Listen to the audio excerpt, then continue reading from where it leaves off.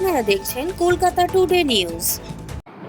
এই বিষয়ে দল আমার উপর যে ভরসা রেখেছে, আমি সেই দলের ভরসার যাতে সম্মান দিতে পারি এবং মহেশতলার মানুষ যে আশীর্বাদ করবে সেই আশীর্বাদ মাথায় নিয়ে তাদের যাতে উন্নয়ন করতে পারি, প্রথম কথাই আমার এটা।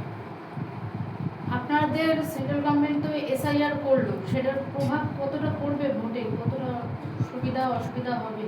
দেখুন, আমি একটা কথা বলি যে কোনো রাজনৈতিক দল বা ভারতবর্ষের কোনো মানুষ, বাংলার কোনো মানুষ বলতে পারবে না যে এসআইআর হওয়ার দরুন যারা সত্যিকারের ভোটার তাদের কারোর নাম বাদ গেছে।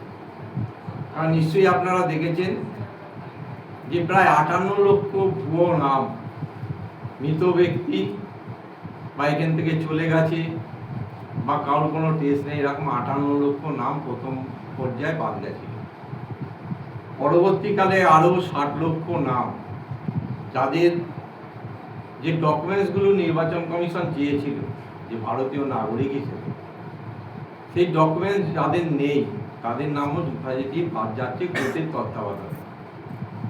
তাহলে এসআইআর করা ভারতবর্ষের বা বাংলায় যে উচিত ছিল, এটা যে প্রমাণিত যে যারা ভারতবর্ষের নাগরিক না, বাংলার নাগরিক না বা ফলস ভোটার এখানে আদৌ থাকে না বা তাদের পেশই নেই, সেই মানুষগুলোর ভোট হয়ে যাবে।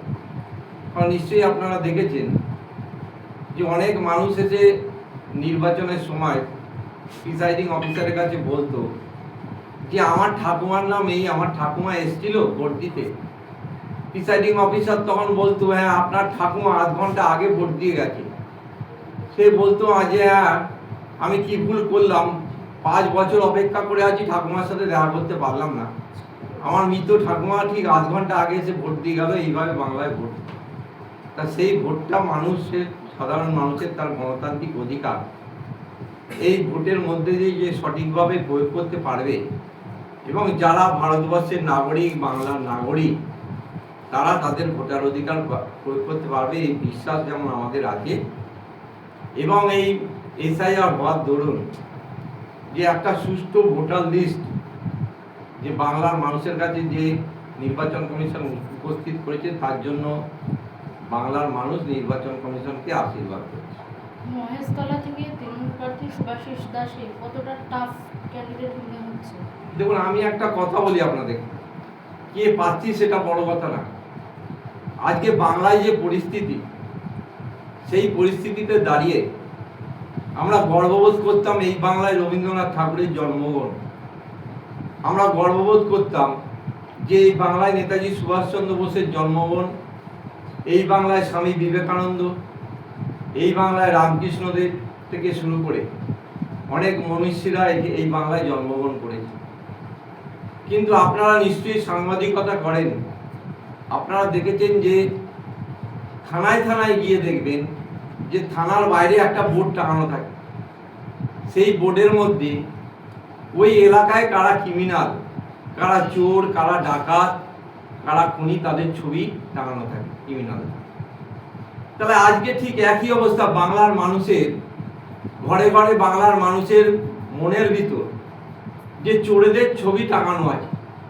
বাংলার মানুষকে পরিষ্কার করে নিতে হবে যে যে বাংলায় রবীন্দ্রনাথ ঠাকুরের জন্মগ্রহণ, নেতাজি সুভাষচন্দ্র বোসদের জন্মগ্রহণ, যেই বাংলা আগে ভারতবর্ষের পথ দেখাতো, সারা পৃথিবীর পথ দেখাতো বাংলার মনীষীরা, সেই বাংলায় চোরেদের এসে উপস্থিত হয়েছে।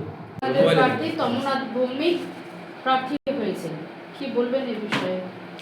আমাদের তমোনাথ ভৌমিক দাদা হয়েছে অনেক ভালো। আর তার আগে যে দুলাল দাসের ছেলে দাঁড়িয়েছে, তার মেয়ে বেহলা দাঁড়িয়েছে। এটা পুরো খানদানি চলছে। এটা আমি ভোগ করব না, আমার ছেলে ভোগ করবে, আমার মেয়ে ভোগ করবে। তো এটা আমি প্রথমে দেখলাম কি রাজনীতিক যে হচ্ছে, এটা খানদানি চলছে। আমি বসবো না, আমি ছেলেকে বসিয়ে দেব, আমি বসবো না, আমার মেয়েকে বসিয়ে দেব। মানে এরা চারিদিকে ছড়াবে। এরা বেহলা ডায়মন্ডও ছড়াবে, দক্ষিণ কলকাতাও ছড়াবে, চারিদিকে ছড়িয়ে থাকবে, আর কেউ থাকবে না। টিএমসি এটাই কাজ হচ্ছে। তো তারা এরা পুরো- ছিলেন, কতটা কাজ হয়েছে বলে মনে করছেন? কাজ তো কিছু না, আপনার যখন বৃষ্টির সময় আসবেন এক কোমরে জল থাকে পুরো। আমার লাইভও করে রেখেছি আমি। রাস্তাঘাট কিরকম এখানে? রাস্তাঘাট তো একদমই বাজে, রাস্তাঘাট একদমই বাজে। আর এক কোমর জল আর জলের মানে 6 মাস জলে থাকবো তো 6 মাস এমনি শুকনো থাকবো। আর কাজে নিয়ে তো কিছু বলবেন না, এই রাস্তার মোলা গেটের রাস্তা কত বাজে ছিল। এই যখন ইলেকশন এসে 2 মাস আগে রাস্তা করেছে, চারিদিকে বজবজে গিয়ে দেখুন, হ্যাঁ গিয়ে দেখুন চারিদিকে দেখুন না। যখন এদের ইলেকশন আসবে তখন এদের ঘুম ভাঙবে, না হলে পুরো 5 বছর ঘুমিয়ে থাকবে। আপনারা কর্মীরা হয়ে কতটা সক্রিয়, দাদার পাশে কতটা ভোট সামনেই, কি বলবেন? দাদার সামনে আমরা আছি, দাদা জিতবেই জিতবে, আমরা দাদা পাশে আছি। আর এবার টিএমসি কে পুরো জোর সমেতে কতটা আশা? উড়িয়ে ফেলবো না কি বলবো, নাদমান না কি বলে, নালায় ফেলে দেবো। না মানে আমরা 100% নিশ্চিত যে আর কি আমরা হ্যাঁ, নালায় ফেলে দেবো, এবার নালায় ফেলবো ওদেরকে। দাদা কি বলবেন? आज पूरा पश्चिम बंगाल में इस तरह तृणमूल का जो भी विधायक या काउंसलर जिस तरह का दुर्नीति भ्रष्टाचार से जुड़ा हुआ है, पूरा पश्चिम बंगाल का जनता त्राहिमाम बोल रहा है, क्योंकि ये सरकार दुर्नीति भ्रष्टाचार, नारी को सुरक्षा नहीं देता है, नौकरी का चोरी, शिक्षक घोटाला, बहुत सारा अवैध काम के साथ ये सरकार आज 15 साल से जुड़ी हुई है। इसलिए पूरा पश्चिम बंगाल में जनता का एक ही आवाज़ है, इस बार तृणमूल का विसर्जन और बीजेपी अपना सरकार बनाएगी। पूरा पश्चिम बंगाल 4 मई का इंतजार कर रहा है। 4 मई को बीजेपी का सरकार बनेगा और नया सरकार हर एक जनता और यहाँ के आवाम और सब यंग जनरेशन को नौकरी, शिक्षा, डबल इंजन का सरकार। ये पश्चिम बंगाल में हर तरह का यूनियन और